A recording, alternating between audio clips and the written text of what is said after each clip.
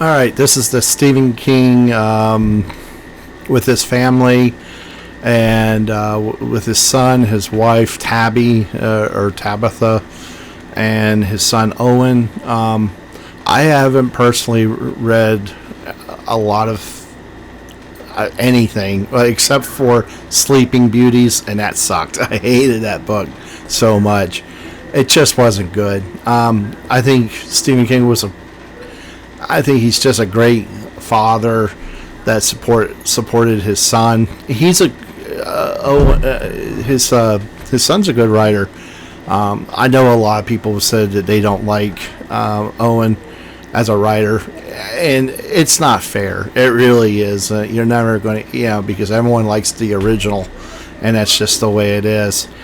So I put it to 944, where he just ended reading about Under the Dome, where this was before Under the Dome was actually, it was in the writing stages, and so he read that. This is going into the Q&A, and I'll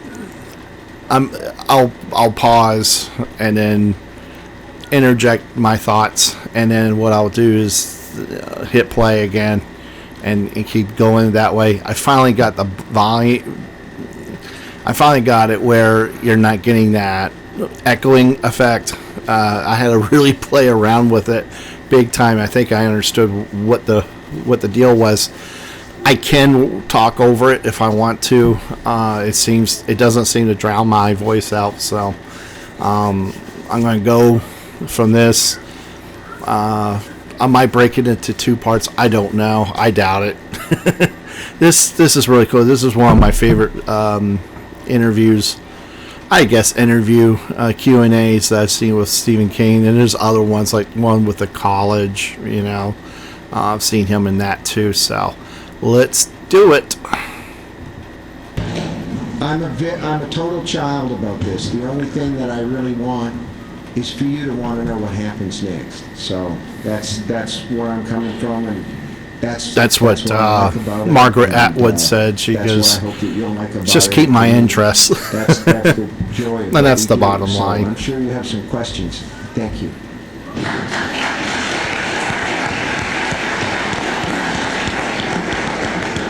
Thank you very much. Now we are going to start with the Q&A session for students. We have Jessica Neely over here to my right and Tina Poole over to my left with microphones.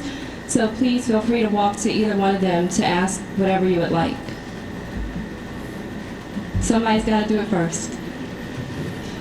It's not intimidating or anything. I'll be like, I like your books. That would be me. Hello, my name is Clifford Ford. I'm from Cardozo Senior High School, and I had a question for Stephen King. I wanted to know why most of your writings were very gruesome and bloody, and there's a lot of violence and people dying and everything. I wondered why you would really put that in there. What possessed you to do that? Why my writings are so gruesome and bloody?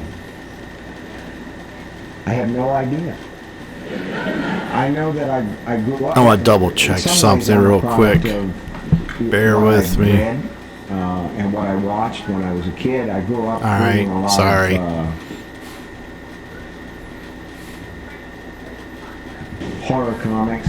I'm down with where Owen's coming from. Make sure I was actually recording this. Who can save us now? Because I love Superman. I'm so professional. I love the Superman. This is so professional. What I really liked were things like Tales from the Crypt and monsters that were coming back from the dead, and movies like Night of the Living Dead and things like that. And they really scared me, and I would have to sleep with a light on in the closet. I'm sorry. And I would think, well, maybe I can scare somebody else. I mean, it was just an impulse. You know what? I think we're drawn to things that are inside us. I think there are people who love romance stories, and there are people who love historical things, who love the past. This is what I was drawn to, and so this is what I do. My stuff's dark too. I like writing dark things. I think it's fun. sometimes when something is dark, you can actually find beauty in it in a weird sort of way. Why do you believe that you would choose in particular to complete Canvas Burning? Why do you believe that you would choose in particular to complete Canvas Burning? Why was I chosen? Yes. Well,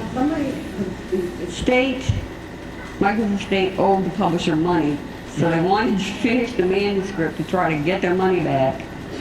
And I know for a fact that I was chosen to... She reminds me of Roseanne Barr. I always thought she did. She looks like Roseanne Barr. An agent and said, hey, you know who could do this? She even kind of talks like her a little bit. She knew Michael, and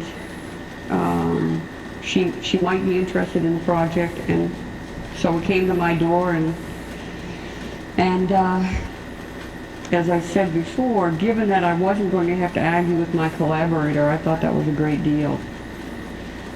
And I think it's a case of I was the first person they asked, and I said yes, and so they didn't have to go look for anybody else. But they would have been looking for someone who was compatible with Michael's worldview, I guess, or close to it. It wasn't a particularly cheap deal. I did all right out of it, but so it wasn't a case that they hired, the unemployed, but that's about as much as I know about it.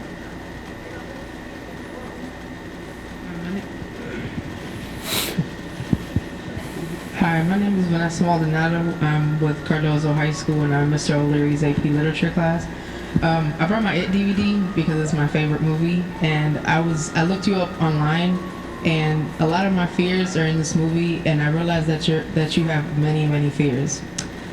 Fear for someone else, fear of others' paranoia, fear for death, fear of insects, especially spiders, flies, and beetles, fear of clothes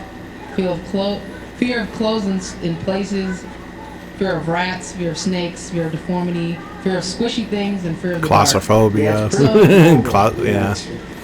a lot of that in It. Did you use, because I know the clown, the way I see it is the clown is like a figure of like my fear, like I pictured the clown, and I know that everybody has their own fear, and I guess that clown was just like the thing of what you fear of. Did you use like a lot of your fears in this movie to like?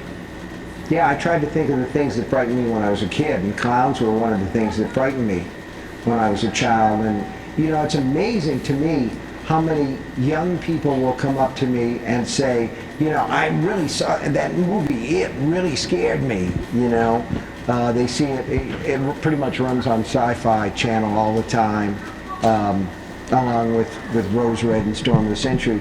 And when I was a kid, Storm of the Century is awesome. I love that one. Parents would bring their kids down in the front row to see the clowns, and the kids are like, make it go away, it's got a scary face, it's got a huge, it's deformed, it doesn't look, and the clown is trying to be funny and everything, and it just looks like death on a cracker. So I thought to myself, clowns are really scary, so, and besides, clowns are never who they seem, and I can't remember, Tabby, was that before or after John Wayne Gacy? It was a serial killer. It was after. Yeah. And so I was thinking about him too. He had killed a number of children, and he liked to dress up as a clown, and I thought, that's really scary. But it was a book about fear, and so I wanted to explore. What was kind of spooky about it, what I kind of liked about it was that a certain group of kids that remember what happened to the kids in the neighborhood. The adults could not remember. The honest to God just could not remember. Sorry. And another thing I really liked about it was that here's a demonic entity that seems to zero in on things that you like. If you ever read the book, I've listened to on Audible for a little bit. What I really kind of, there was one where one kid, it was like, what was it, cotton candy. They could, it was like all the smells of what you'd see in a circus or what you would be in a circus, and and if it didn't seem to succeed, it just kept going until it finally, oh yeah, that's the very thing I like, and it kind of draws you in. The ones that were, was there 4 kids? I can't remember. I think there was 4 kids, 3 boys, 1 girl, or something like that. But anyway, those individuals, it seemed like that the entity, the demon, if I could use that word, didn't even try to attack them. It's like, I know who you are and you know who I am, and it's like a showdown. That's what I liked about it. What was odd and what was really kind of neat about it, and I'm referencing from the original Stephen King, with John Ritter, and it was a really weird cast of actors, which really worked really, really well. I was really impressed with it.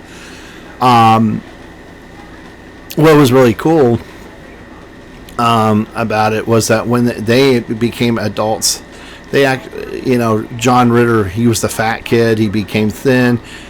They all became successful and I always made that joke, of course the one that wasn't successful was the black guy, but someone had to stay, and that's what he said, they felt so bad that, that they all became wealthy and successful, and Harry Anderson was in that, and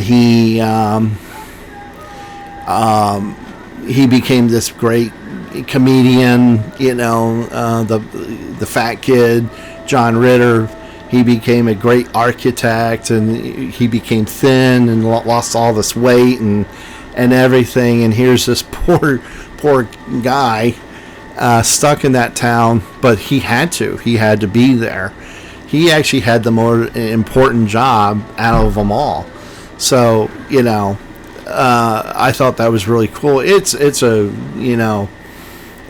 terrifying. I mean, that then they didn't know, they couldn't remember until they got a phone call. Then it was like, oh, that's right.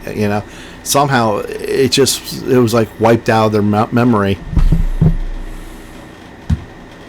As many fears as I could.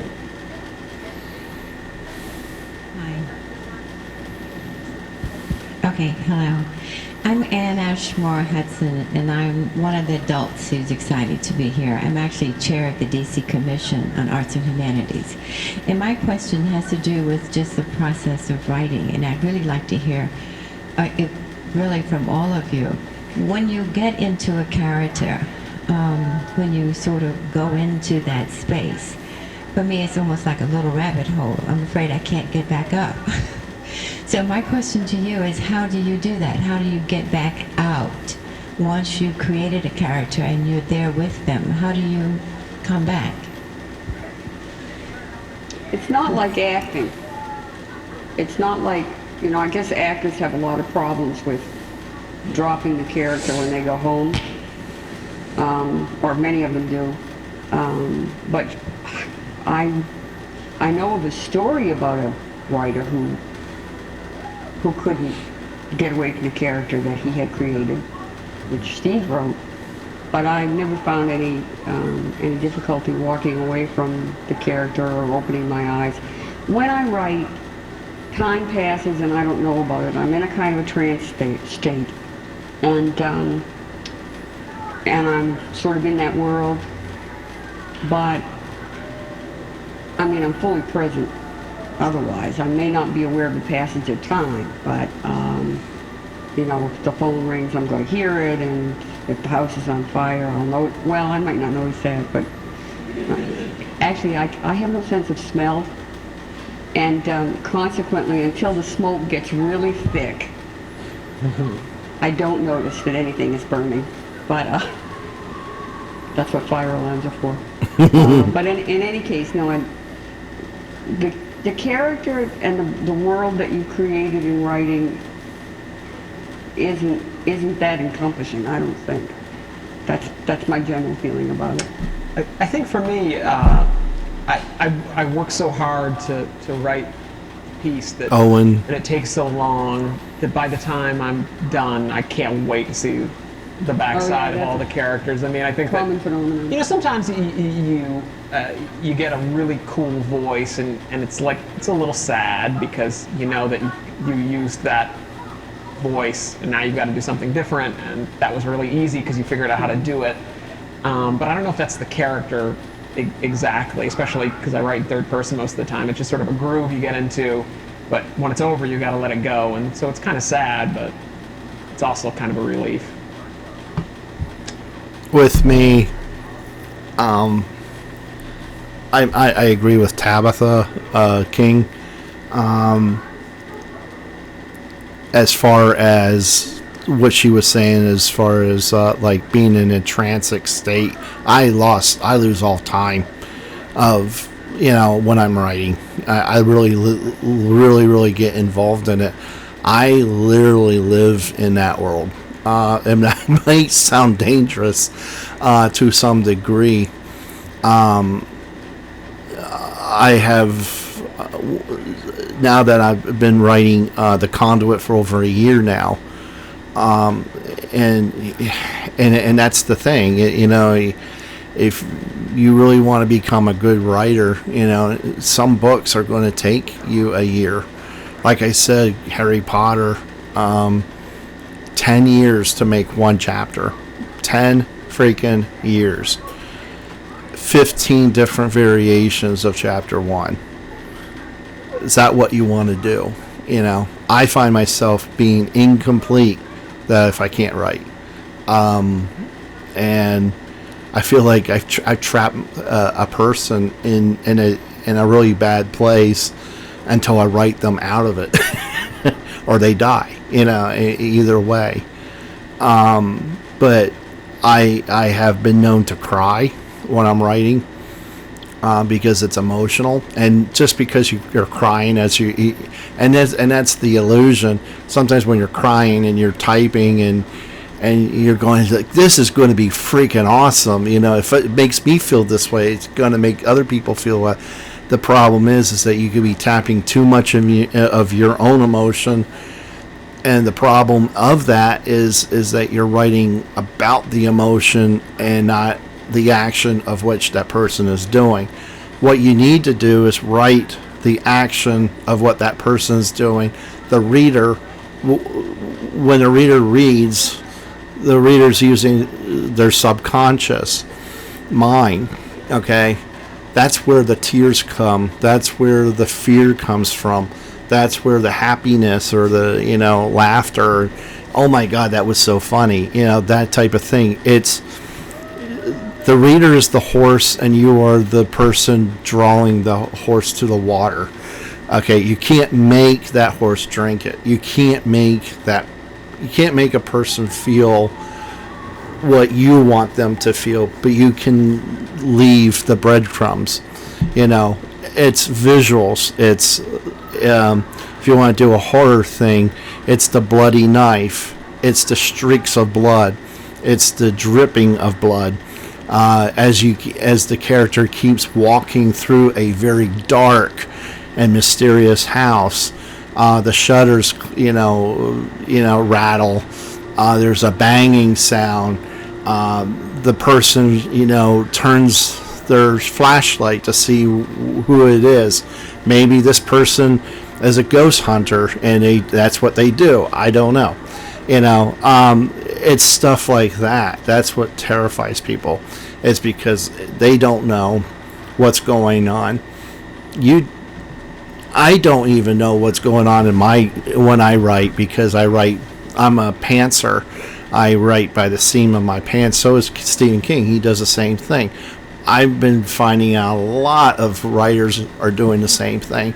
They're just writing, you know, this from the seam of their pants.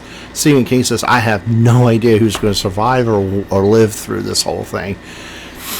And that's the fun part. That is really, that's where a lot of fun comes from and everything. But as far as if someone's depressed, is one of the chapters I wrote in the Conduit. It was Charles. I shared it with my wife. She gave it back. She goes, "This is really good. You did a good job on it." And she goes, "Is he going through something?" I said, "Absolutely. He's going through a depression. He's going through a depressive state. What's his name? Jason, who killed himself. He slit his wrist. He was tired, and that's what he said to, because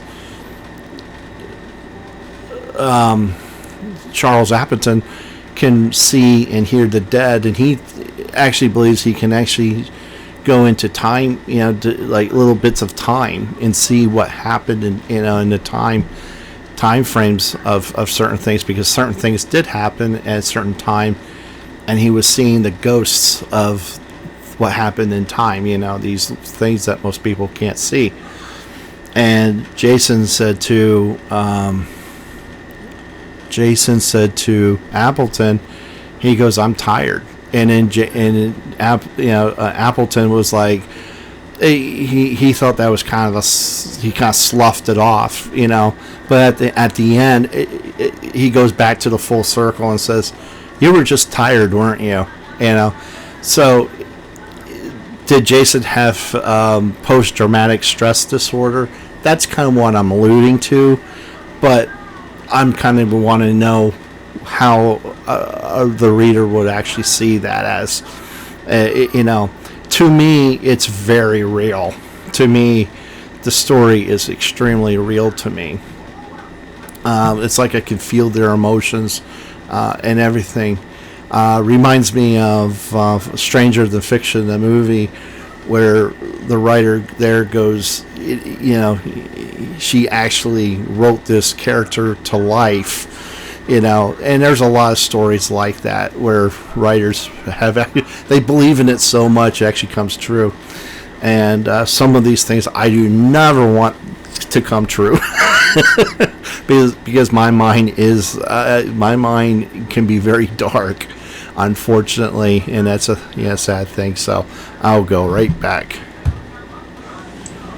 The bad guy in the book, the chief, the head bad guy, the head villain in the book that how am I going to put this? In Under the Dome, of which I just read you the first 4 pages, is a guy named Jim Rennie. He runs the car dealership. So he's Big Jim in the book. He's Big Jim Rennie. And he's also one of the town selectmen.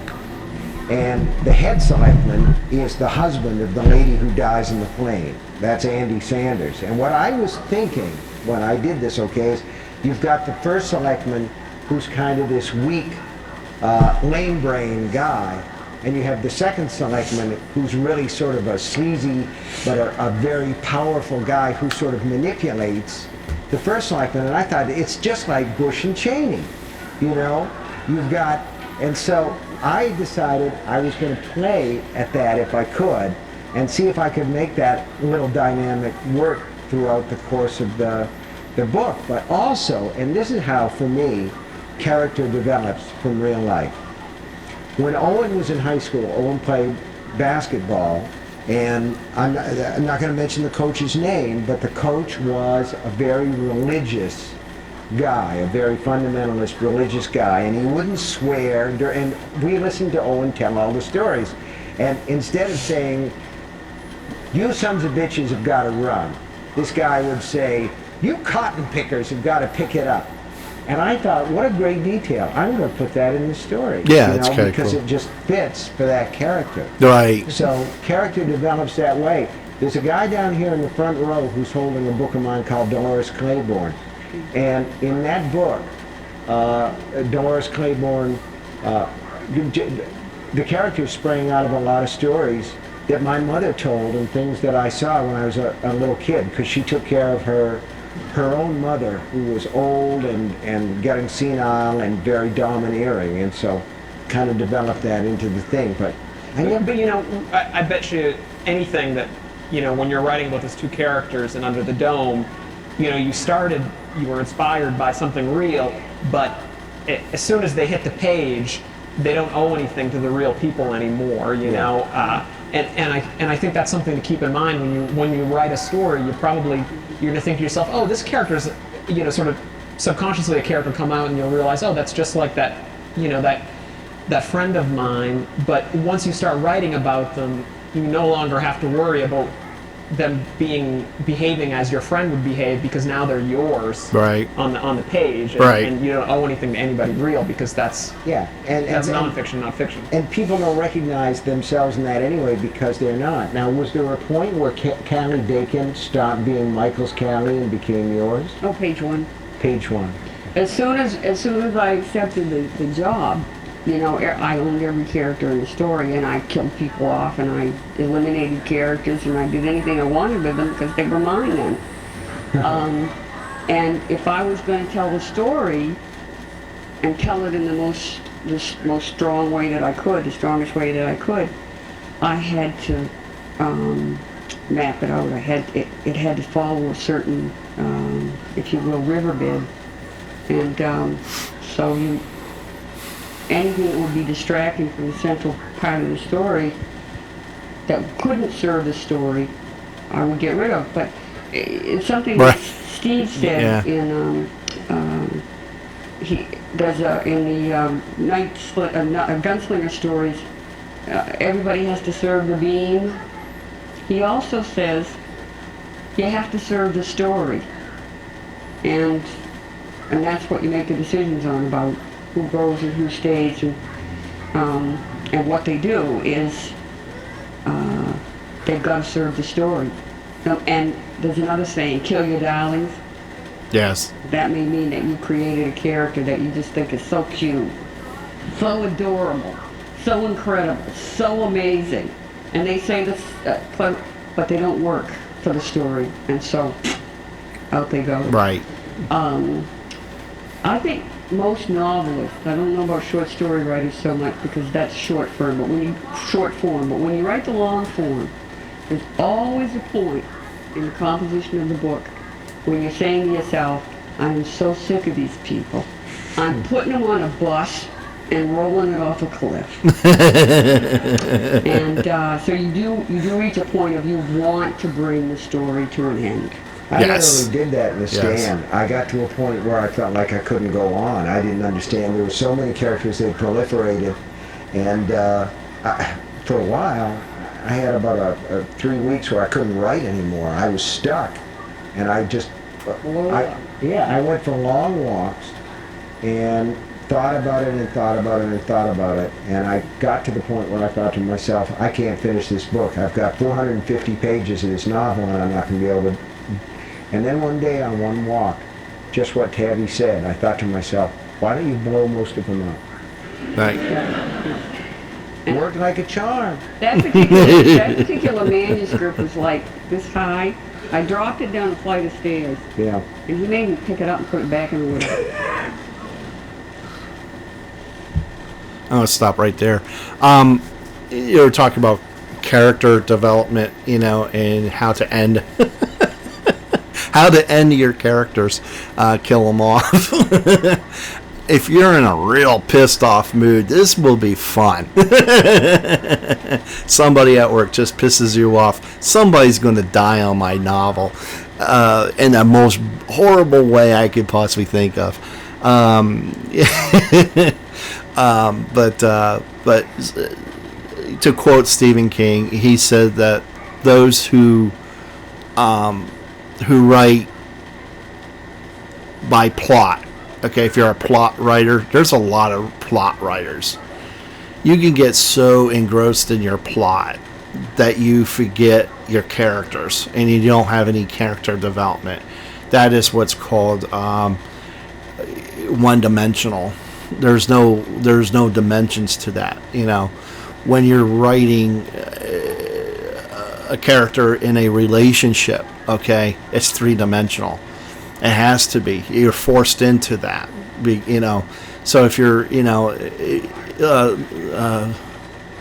I always get Stand By Me was a good example of that. I always get Stand By Me and Lean On Me. Lean On Me was the black principal that made the school better, and Stand By Me was the kids that went off into an adventure to find a dead body. I think, yeah, and that was a great example because you got to know each and every single one of those kids, and the journey was basically, it wasn't about having an adventure, but it's kind of getting to know each other in a more of a better way. That's what made the story so well, and it did so good, was because it was it's these boys getting to know each other without really realizing that they're spending a very intimate time with each other, and that's kind of how men kind of do it in some ways. I think the reason why I get so attached to what I'm writing and get so emotional. Anyway, I'm a very emotional person. That's just the way I am. Writing is just an outlet, So if I'm like a fireplace, and the smoke is like my emotions, and the chimney is like the release, and writing is my chimney, and what I write out is the puff of smoke, and that's a really good way to put it. But yeah, I always said to women that I talked to about writing, is that I always found women very interesting. I love writing female roles, like Ty. Ty is usually a man's name, but I decided, screw it, why not make it into a woman? I don't care.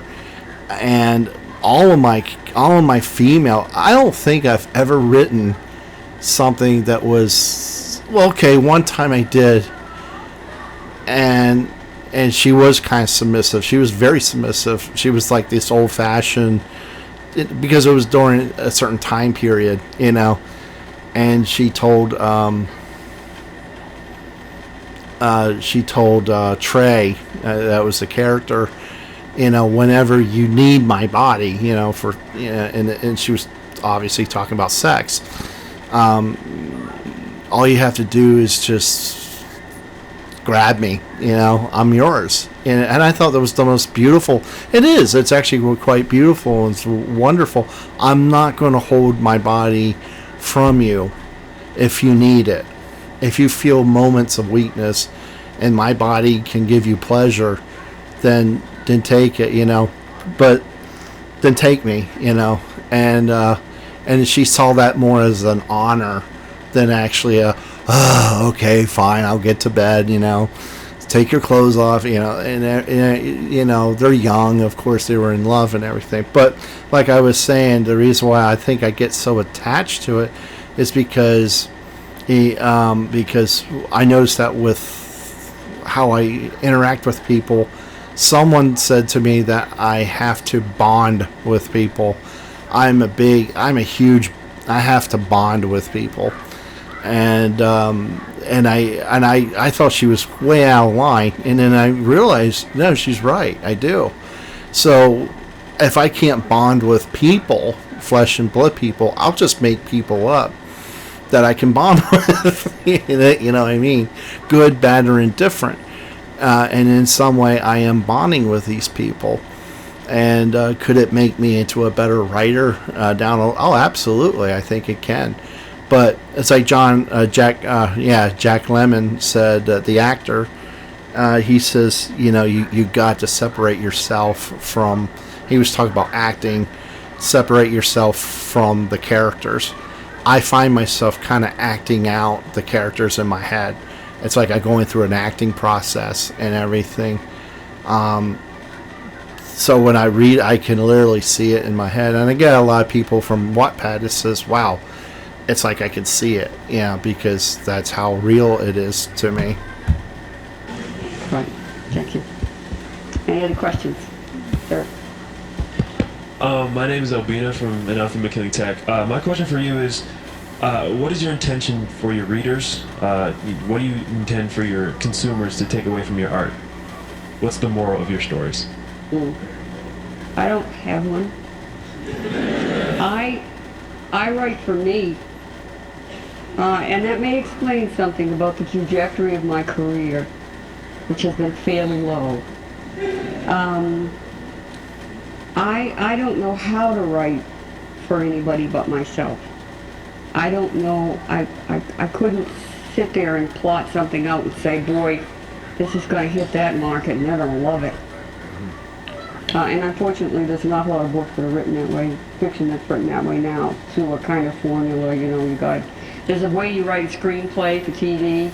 You have to do certain things within the first few minutes, and then you have to reach a certain crescendo here, and you have to have an incident there. You ever watch, who were those guys? The EMTs, what were their names? Now, of course, you never watched this unless it was on TV. Oh, yeah. Emergency. Emergency. Yeah. Is that on some TV now? Oh, yeah. I know what that is. There's so much recycle.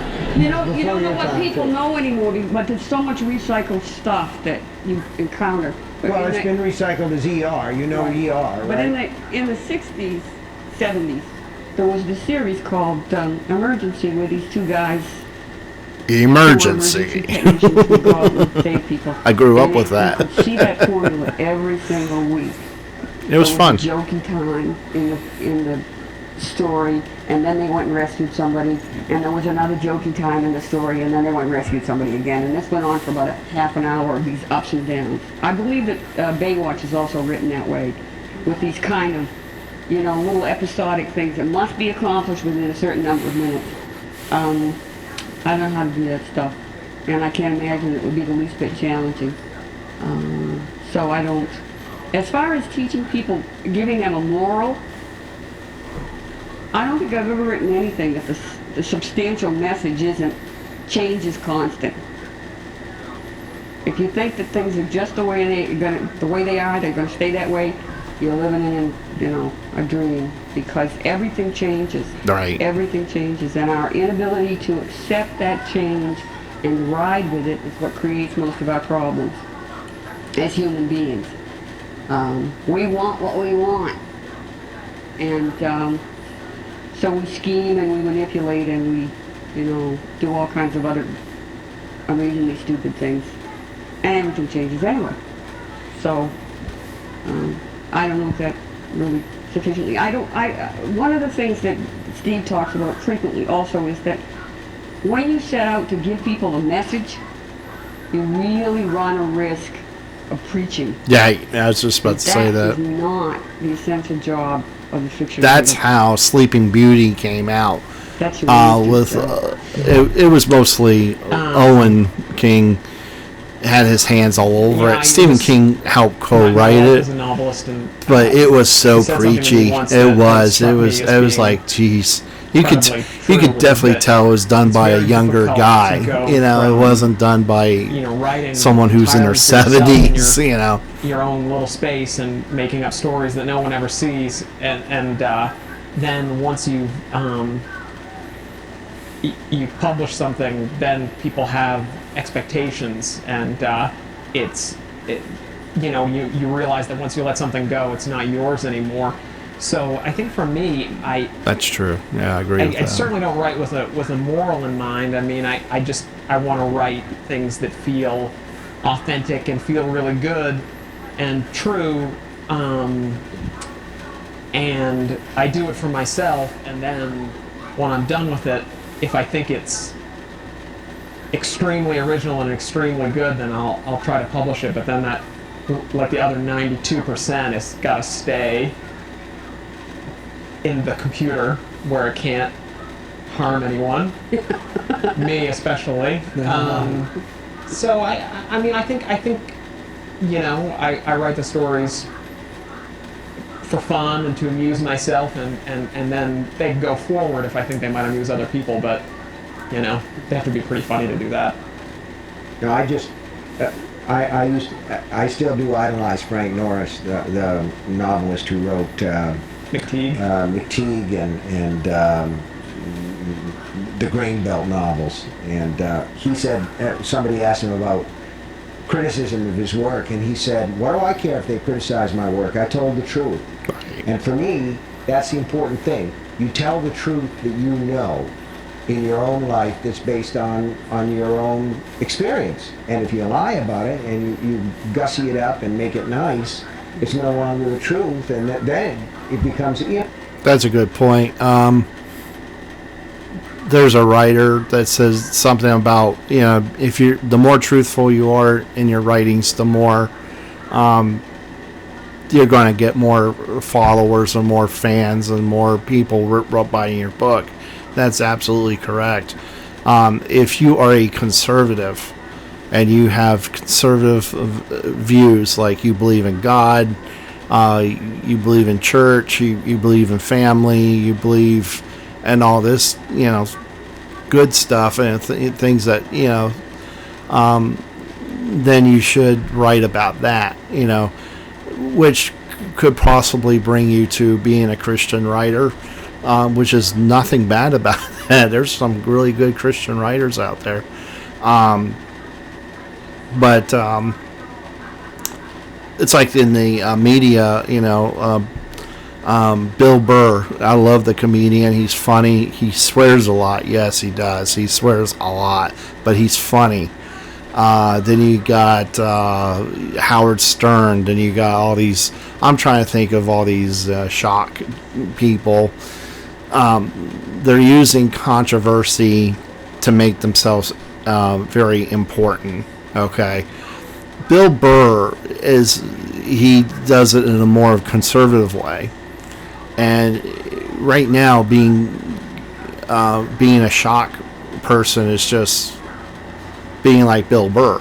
It isn't much, and he's been accused of a lot of things, which I don't think is fair, really.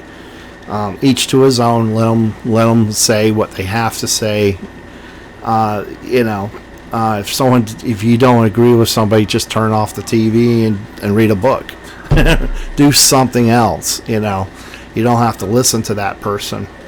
If you don't like, it's like Owen. Owen King there. I didn't like Sleeping Beauty, but that doesn't mean his rest of his works are bad either.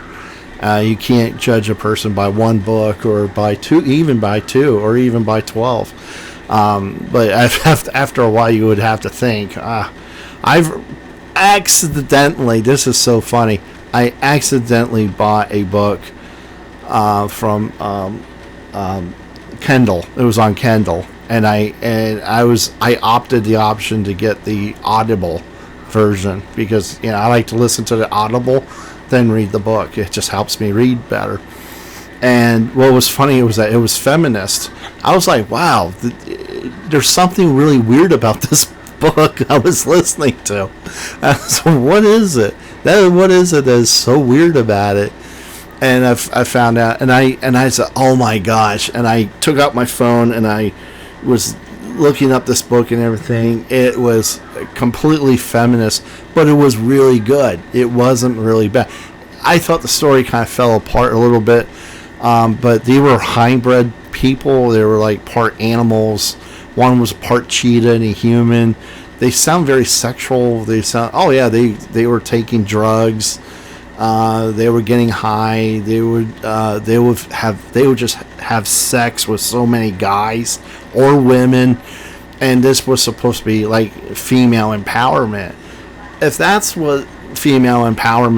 empowerment, period, to anybody, that's a little messed up in my opinion, okay? But if that's how they feel, that's what empowerment is. There's not much I could do about that, I mean? That's their thought. There's what they believe in. But it did make for a good story. Did the author really believe in all that? I don't know. And that's just it. I think she's an independent writer, and I think she just puts it out on YouTube, puts it out on Amazon like I'm going to do, and she has a good following, and it seems to be very good. But yeah, I mean, and then there's bad press like what J.K. Rowling is now having, and in my opinion, I feel sorry. I really do, because it's just her opinion that she has a certain problem with, the lesbian gay community. I don't know. I don't know too much about what's going on with her, Would I still buy her stuff? Yeah, absolutely. She's not writing books 50 ways to kill gays or lesbians. She's not. I guess there's I heard the argument and I thought you would really have to be looking for this in order. I mean, it's almost like you're looking for a reason to crucify somebody, hanging them on the cross with nails, because I would have never, and I have an imagination. There is no way that my mind would even go in that direction. You know, if you are, I've talked to gays and lesbians, mostly young men who are gay, at Wattpad and everything. I've helped them write and everything, and I talk to them, and they're great. They're great, good people. I don't have any qualms over anybody. And as long as they're civil to me, and if you can't be civil to me, then don't talk to me. Okay, and that's just how I feel about it. I'm too old. I'm getting too old to play games with people anymore. You may hate me. You may just still show me respect, because I'll still show you respect as a person, and that's more important than anything. And but if you can't just write a book just to be controversial, okay? That's going to backfire on you. Stand-up comedians find that out really, really quick. People get bored with it.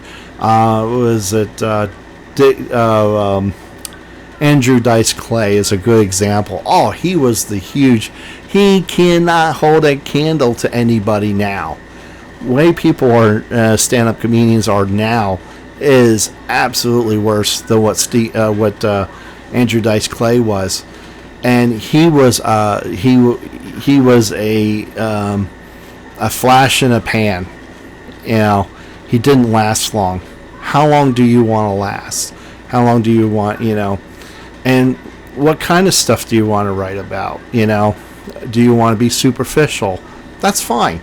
You want to be superficial and a werewolf and woman having a relationship, and it's just a love fest, and everything, to you. But do you want to have something a little bit more meaningful? Then you're going to have to do a lot of soul searching and yourself. But a little bit of controversy shouldn't hurt anybody. And you just do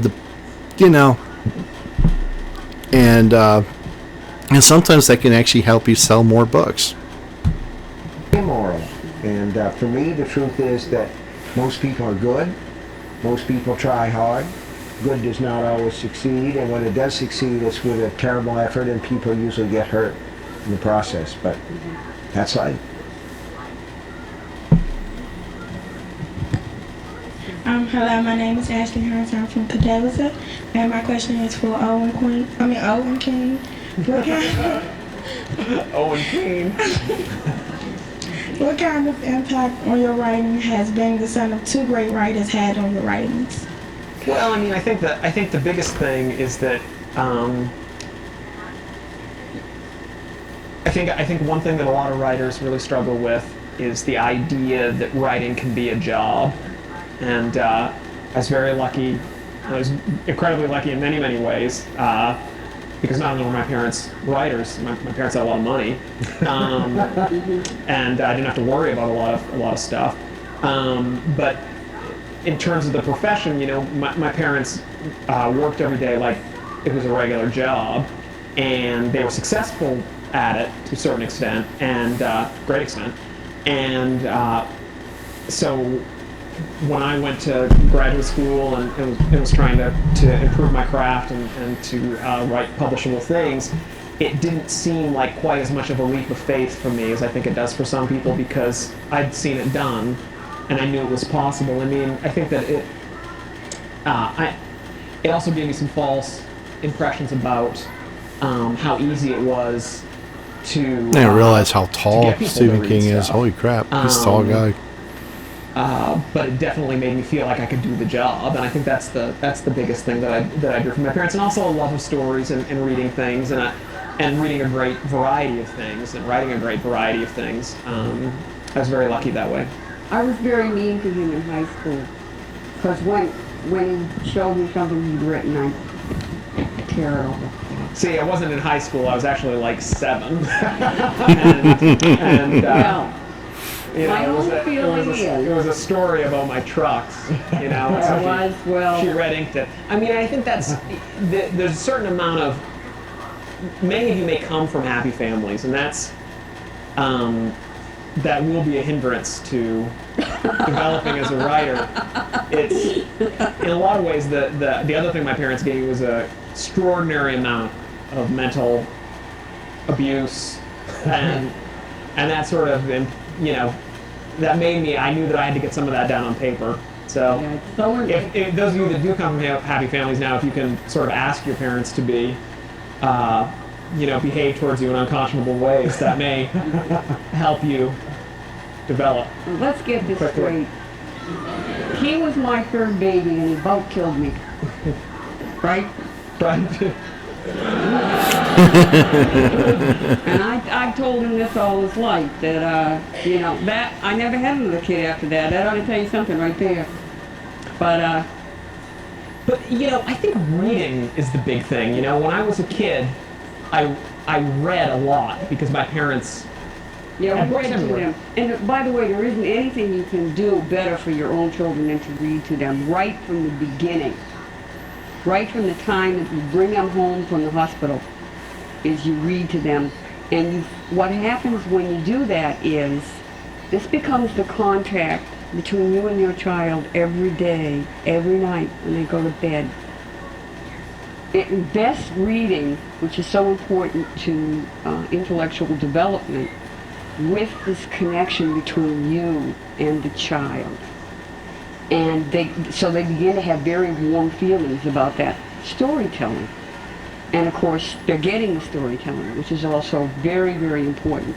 But you cannot do anything better for your child, ever, than to read to them. And they will come to you after a while and they'll bring their books. And they'll want you to read the same damn thing over and over again. When they're really little, you know, you have to read Goodnight Bunny about 1 billion times. You know. But you can add to the stories. You can corrupt them, you know, and fool or make the kid get fooled. One of the best things you can do for yourself is to read. And what Tabby says about being read to is very, very important. Somebody asked me how I got into the whole gruesome thing and the horror stories and everything. When I was 8 or 9, my mom took me on her lap and read me Dr. Jekyll and Mr. Hyde.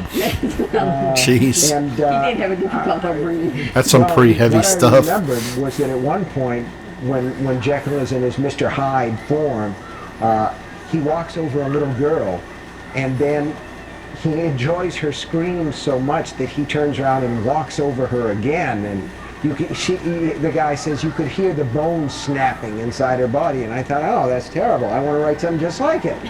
But look, now listen to me. What amazes me about this reading thing is reading, like anything else, becomes rewarding the more that you do it. It isn't something that becomes rewarding the first time. I'm stunned by how many people will, if I ask them if they've ever seen a movie based on my work, they'll raise their hands. If I say books, it's not as much.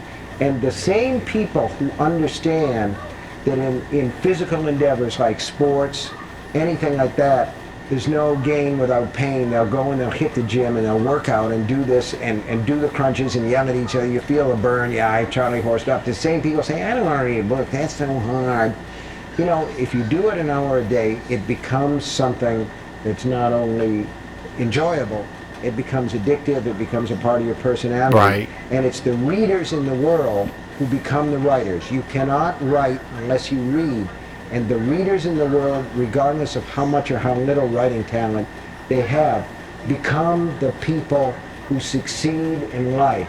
Reading, I don't want to sound like an ad, a public service ad on TV, but the fact is that if you can read, you can walk into a job later on. If you don't, then you got the Army, Iraq, I don't know, something like that. It's not as bright, so that's my little commercial for that.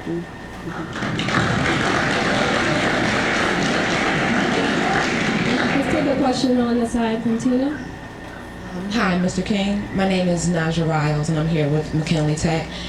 In several of your books, you have characters or themes that kind of go from one book to the other, like you had the Crimson King in the Dark Tower series, and then Insomnia, and then in Dolores Claiborne and Gerald's Game, I think there was a thing with the fireworks that kind of went down. Do you already know that you're going to do that, or does it kind of just happen that these things are going to be in 2 or 3 different books?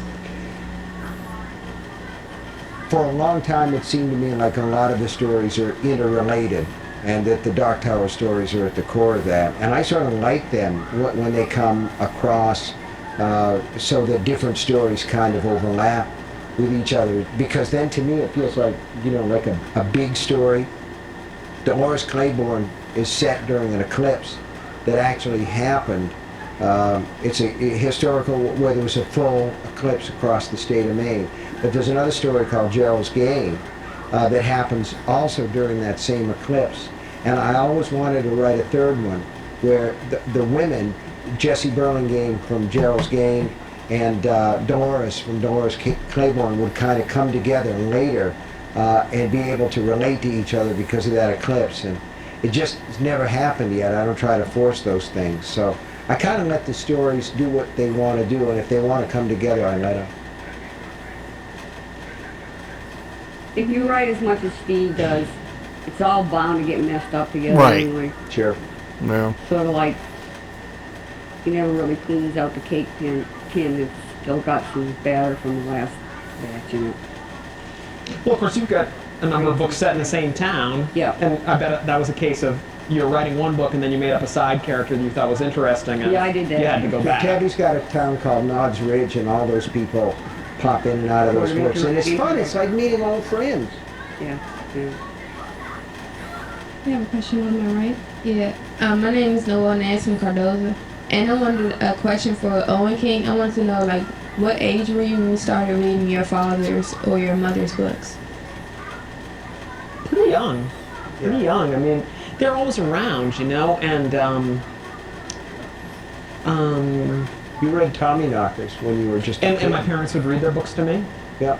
You know, and so gosh, I don't know. I was really young. I was like 7 or 8 probably.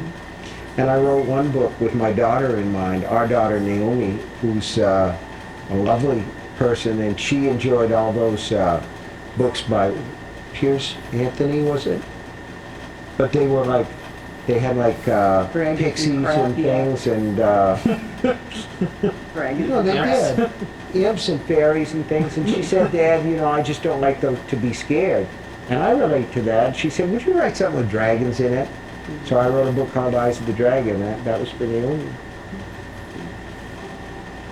A lot of people have a prejudice against fiction because they say it's not true. But I used to be a library assistant. I was going to become a librarian. I got lost along the way. But in any case, I got to tell you, yeah, the difference between what people classify as fiction and nonfiction is there's more lies on the nonfiction side of the aisle. Anybody can publish a pack of lies and say that's the truth, you know, like somebody's memoirs, or just pick it, a book of economics. That's not any more real, and it's usually less real than what fiction can do. Right. And what you can do with fiction is you can enter the lives of other people, and there's nothing that I can think of that's more important, because we're fundamentally isolated from each other. Very difficult to enter. One of my favorite pictures in the world is a painting of these two people who are kissing, but they're wearing bags over their heads, basically. So they're kissing through fabric. And what that's about is the unknowability of each other. Mm-hmm. You know, you can be married to someone for 1,000 years, like Steve and I are. And it, you know, it doesn't matter how many pyramids you've been buried under and all that kind of thing. There are still aspects of each other that are surprises. that you know, and things you just can't know about that other person. The only way to engage with the other person is imagination. Right. And so when we do that, when we read a story about a coal miner, or we read about a telepath, or a cop on the streets. I'll move this real you know, quick. Same thing with TV. A cop on the streets sorry. of Baltimore.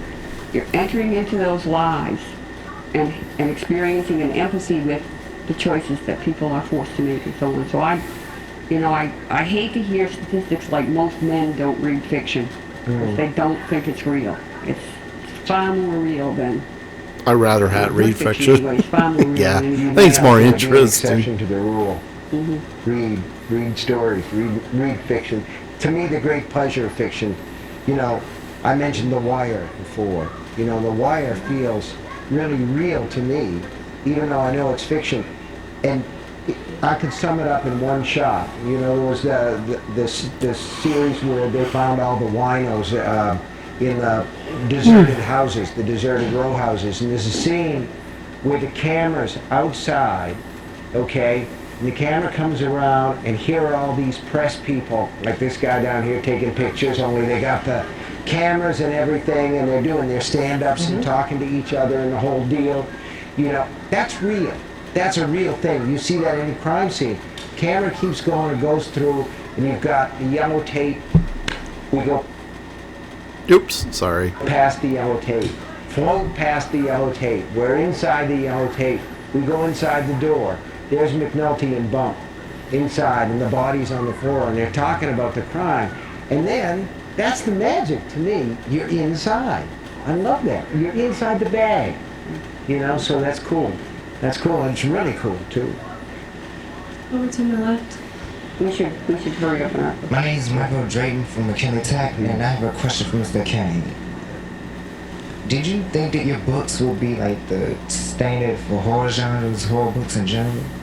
Did I think they'd what? Be a standard for the genre? No, I didn't have any idea. I still don't. I mean, I'm just having fun here. Over to the right. My name is Shanae Thompson from I Did Public Child School, and I wanted to know for Miss King, why were Janice and Judy chosen to do the dirty work? Because they were manipulable. They were people without sufficient internal strength to resist the manipulations by the core of that sort of core group of evil. I heard Tabby said to her Mrs. Mank and husband that she want to hurry up, wrap this up. I'm about to wrap this up myself, so. Cut out, in terms of the spy novel, you could say to them, go do this, you know, and they do. Right. Because it didn't take a lot of motivation for them to do it. There was something in them already spoiled, already to do this. So. Why don't we do 2 or 3 more and then we'll call it a day? Is that good? Over to the left. I know we're fascinating, but there comes a point. You know?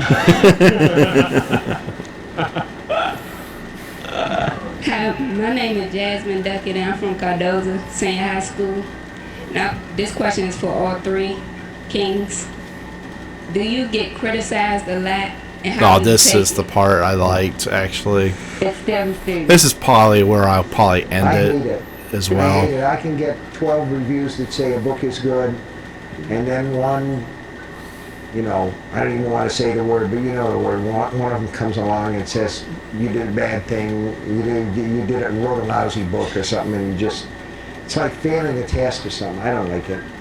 Yeah, I think it's always pretty depressing. But it also kind of depends on the way it's kind of the way it's phrased in some ways. You know, if the reviewer sort of essentially says this was a noble endeavor that I didn't really connect with me, then that doesn't feel too badly. But when it sort of, you know, makes you feel, you know, like it was not such a noble endeavor, then that's a pretty bad feeling, because you put years into the books. It's human nature to remember criticism more easily than praise.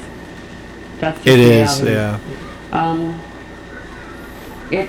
It hurts more when you feel like they haven't done the job that they were asked to do as a reviewer. When somebody says, right from the get-go, There you go. you know, I don't like this kind of book. I've never liked this kind of book. I don't like this person. They're not a good person. Blech. You know, that kind of review, the reviewer never should have been chosen. Right. You need to have somebody who cares about the book. They don't necessarily have to like you personally, but if they've never read the kind of book that you write, they got no business, you know, making the criticisms of it. Have to say one thing though, if they're all saying the same thing, it's probably You got a problem, yeah. But also, you never think that what you wrote was perfect. I mean... Oh yeah, you know the imperfection of what you know wrote there's better something than that's anybody. not perfect about it, and it's, so if you read a review, it's not such a big deal if it's a mostly good review, but then the reviewer says something like, but this one character really didn't buy this, and you can live with that, but it's when they say that it was a complete fiasco that you feel pretty poorly. Don't buy this book, don't drop it on your foot, that kind of criticism. Right. I have two more questions over here, and then we'll wrap things up. My name is Katasha Haywood, and I'm a junior at Cardozo Senior High School. And my question is for all three. Are any of your books based on dreams, nightmares, or even desires? Nightmares? Is that it? Are any of the books based on nightmares or dreams or fantasies, I guess? I'm not sure I should even get into this question. Dreams are, we all have dreams. And to me, they're always little novels. If you pay attention to your dreams, they'll become more and more coherent. All right, I lied. I kept. They'll have more and more elaborate stories. I'm keep rolling with If you this a talk little to bit. the novel, For a little bit, I'm not very going often much when you ask longer them about though. their dreams, they'll tell you these amazingly detailed things about their dreams. They're little novels, they're little stories. One of the things that human beings are compelled to do is to tell stories. And we tell them to Edgar Allan ourselves. Poe says that dreams are little And, slices of death. So often, That's kind of that true, actually. dream is just yourself sending you like an email saying, hey, pay attention to the feelings that you're having about what you're doing right now. If you're having a dream that's full of anxiety, okay, you're doing something that's making you anxious in your life. But I think because I feel that's where the novel starts. The storytelling always starts within the human being and within the part of the mind that does dreams. We are all capable of dreaming, and we're all capable of telling stories. And that's the immediate connection with dreams to me. As to whether I have ever written down a dream, no, but I've heard some other people's dreams that should be written down. The novel is a sort of waking dream as you write.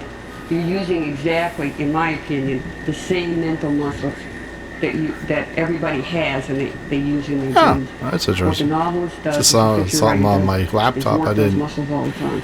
This is a Ken was newer saying, and this laptop is true, too. I the love thing it. about using that same muscle. I dream a lot more and a lot more vividly and unpleasantly when I'm not working. When I'm working, I think a lot of that stuff is getting vented on the page. Right. But from time to Right. time, I've had dreams that I've thrown into books because they fit. I can remember having a dream one time that I was in a junkyard where there were a lot of discarded refrigerators. And I went to one of these, and they're supposed to have the hinges pulled and the latches pulled so little kids can't get in them and die in the fridges. But in this dream, there was a refrigerator and it was closed, and I went up to it and I opened it, and it was full of these bloodsuckers. They were all over the inside of the refrigerator, and they flew out and they started to light on my face and things and suck my blood. And I woke up and I was terrified, and I thought, geez, I'm going to put that in a book, and I did. I put it in it. So it was a very handy dream. I think that I write really consciously. I see something, or I hear something, or I read something, and that inspires me to do something, and then I get in that subconscious place once I start. But I start from a really awake place, really no dreams involved. One more? I'm Shayla Thomas from Cardozo Senior High School, and I just wanted to know. That's one more. Like, have you ever? We went wanted this to, like, far. it's for all three, y'all. Like, have you ever wanted to tell like your mother or your father or your son or your wife or your husband or your son, like that their book wasn't good and stuff, or like? No, I mean, I don't think so, because it's, I mean, I never felt that way. But also, I mean, it sort of comes back to reviewing, too. If you, one of the things I've never really, there's this famous Kurt Vonnegut quote where he says,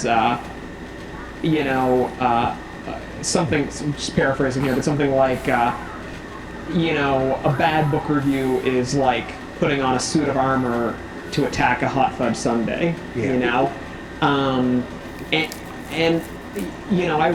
I very rarely read anything that I think is bad in a particular way that I really want to tell the person, this was a really craven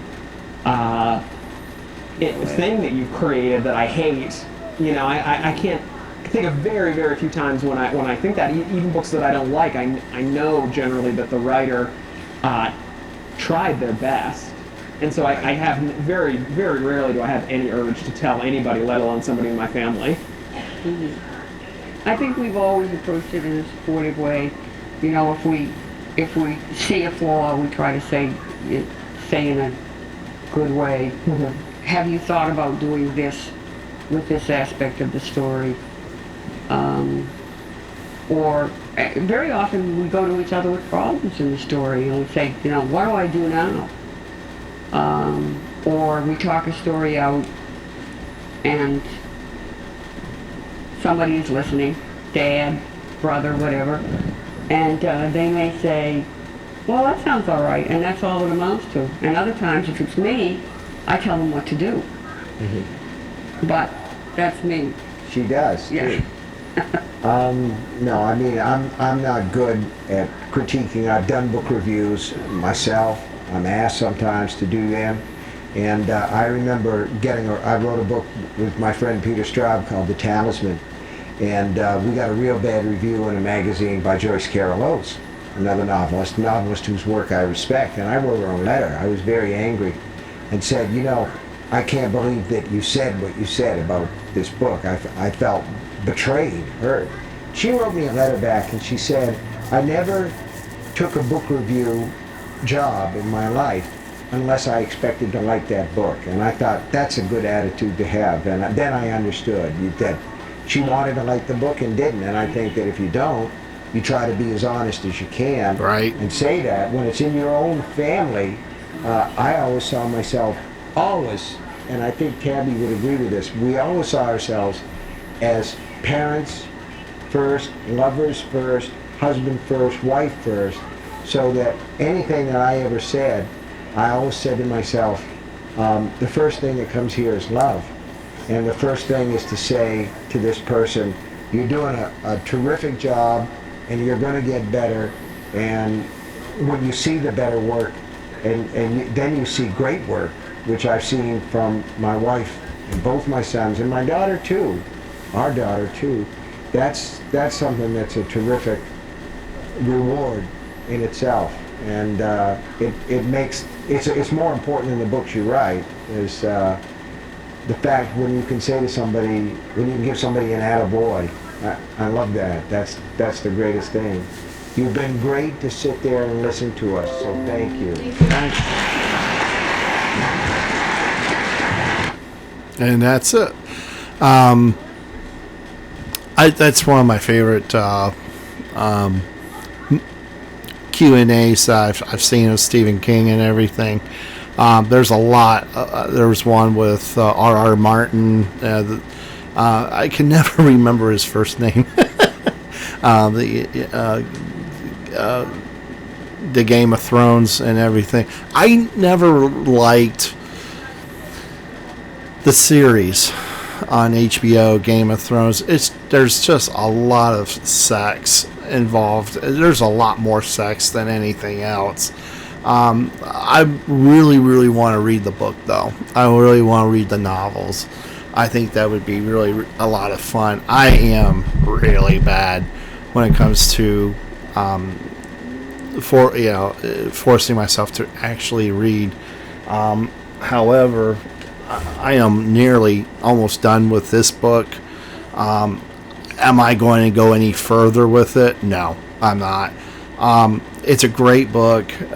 It's about what was like concentration camp, and what I liked about it is that they actually had the photos of the people, and some people gave it a pretty harsh review on it, and so forth and so on. But it's good, and I kept reading it, but it ends up kind of repeating itself over and over, and a lot of things you already kind of knew about. And I know that those people got together, and there you go. They survived it. It's basically, that's it. I mean,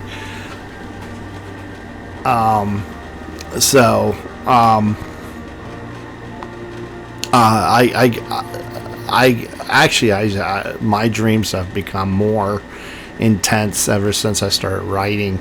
Some of them are just absolutely horrifying. Some of those dreams I'm having, and then I wake up and go, that would make a really interesting story. And I find myself doing that as well. So anyway, this will wrap it up. This is going to be long. I'm sorry about that. I just wanted to keep going. I didn't want to stop it and then find where I was, and then I figure you guys could listen to a part of it and listen to it, and other times just put it on your library, and if you like what I'm doing, like and subscribe to my channel. I'm hoping to do bigger and better things as I keep going on. Some people have these crazy effects on their channel. I want to keep it as simple and pure as I could possibly can make it, so I'm not ripping my hair out. I'm gonna leave it like that. This will be my second one for today. This is the longest one I've done. So enjoy your day. This has been hot. My wife and I went to the park. We took our dogs. My little puppy rolled around in the mud near the bank of the creek. He had a blast. He first saw geese for the first time in his life. And when the wind span came out and it sounded like thunder to him, he jumped. It was the funniest thing ever. So yeah, it's just been hot here, and I'm in Pennsylvania, Carlisle, Pennsylvania. So yeah, it's just been absolutely miserably hot and everything, and my hair's all flat. Humidity. So take care. Bye.